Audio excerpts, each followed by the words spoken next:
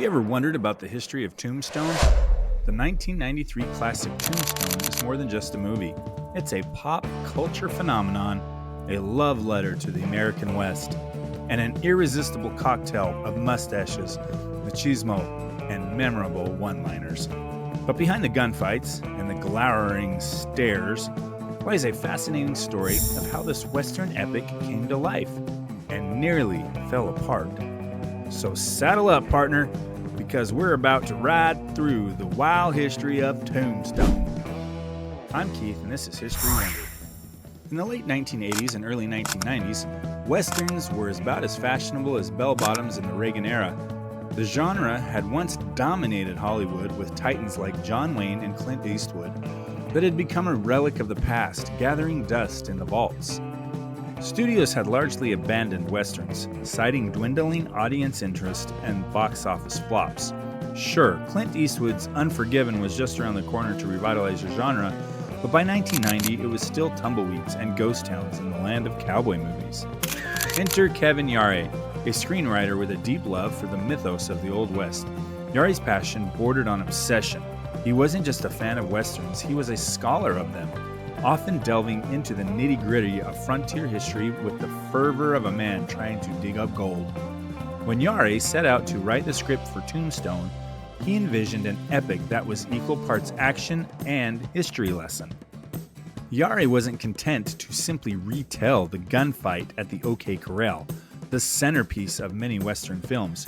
He wanted to explore the lives of Wyatt Earp, Doc Holliday, and the lawmen and outlaws who shaped Tombstone, Arizona. His script aimed to capture not just the iconic moments, but the interpersonal tensions, betrayals, and moral complexities of the era.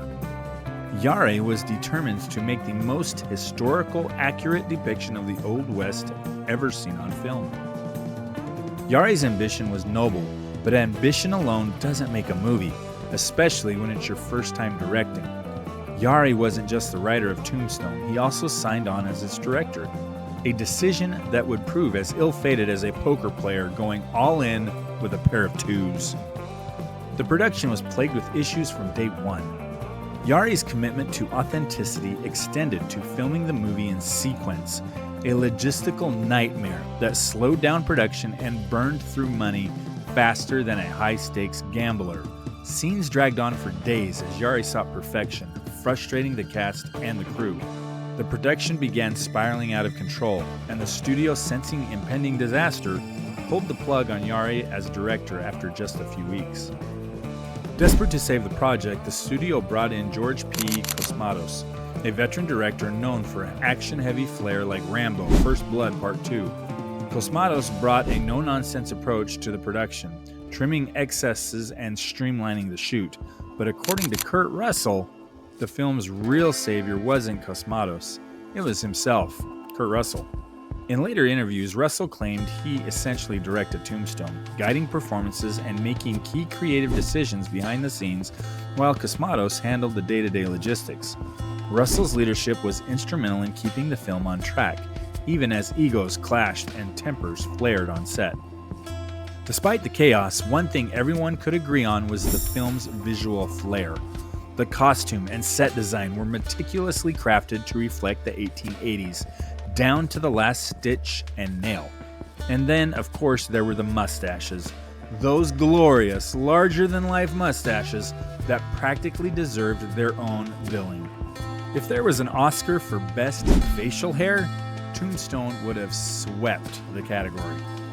Every great Western needs a hero, but it also needs a scene stealer, a character so magnetic they overshadow even the most stoic of cowboys. For Tombstone, that character was Doc Holliday, brought to life by Val Kilmer in what can only be described as a career-defining performance. Kilmer's portrayal of Holliday is a masterclass in charisma. His Doc is a walking contradiction, deadly yet charming, sickly yet unstoppable, a man of refinement who thrives in chaos. Kilmer dove deep into the role, studying Holliday's real-life history and perfecting the character's southern drawl. He even trained to spin pistols with both hands, mirroring Holliday's ambidextrous gun skills.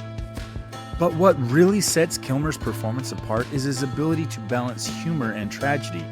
Doc Holliday is dying of tuberculosis, yet he's the sharpest wit in the room, delivering lines like, "I'm your huckleberry," with a mix of menace and mischief.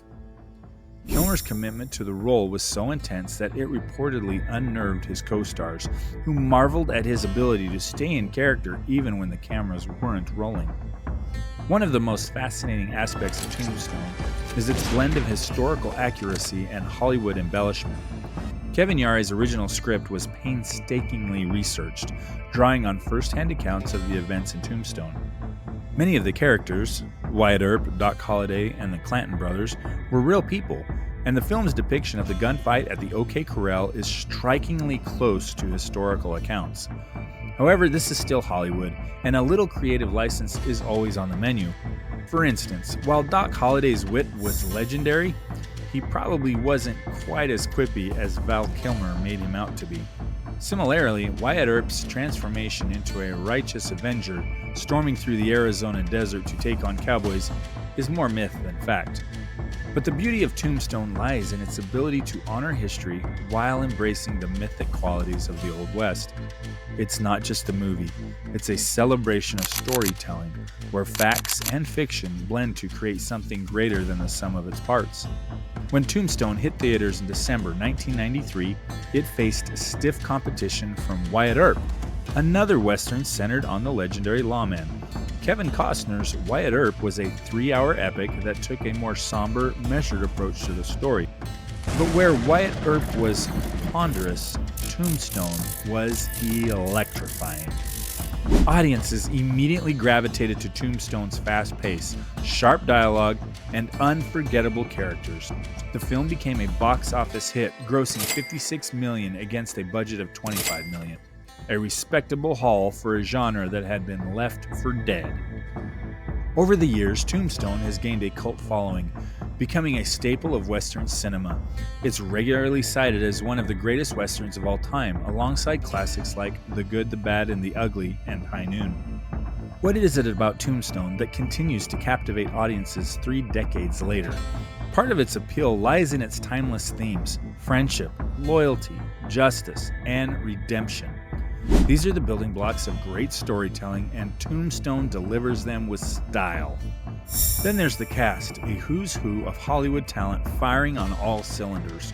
Kurt Russell brings gravitas to Wyatt Earp. Val Kilmer redefines the concept of a scene stealer, and the supporting cast, Sam Elliott, Bill Paxton, Michael Biehn, and Powers Boothe, add depth and nuance to every frame. Finally, Tombstone is just plain fun. It's a movie that doesn't take itself too seriously, balancing high-stakes drama with moments of levity. Whether it's Doc Holliday drunkenly declaring, "I have not yet begun to defile myself," or Wyatt Earp's fiery proclamation, "You tell 'em I'm coming and hell's coming with me," the film is packed with moments that are as entertaining as they are memorable. Tombstone is more than a movie, it's a cultural touchstone that keeps the spirit of the Old West alive. It's a reminder of a time when heroes were flawed, villains were charismatic, and the line between right and wrong was as dusty as the Arizona Trail. So the next time you watch Tombstone, raise a glass to the chaos, the creativity, and the sheer grit it took to make this masterpiece. And remember, in the world of Westerns, Tombstone will always be our huckleberry. And that's the full tale, partner, complete with shoutouts, Hollywood drama, and a legacy that's anything but dust. Thanks for watching. What topics in history have you wondered about? Comment below and let us know what videos you would like to see. And be sure to like and subscribe. Don't any of you have the guts to play for blood? I'm your huckleberry. If I thought you weren't my friend,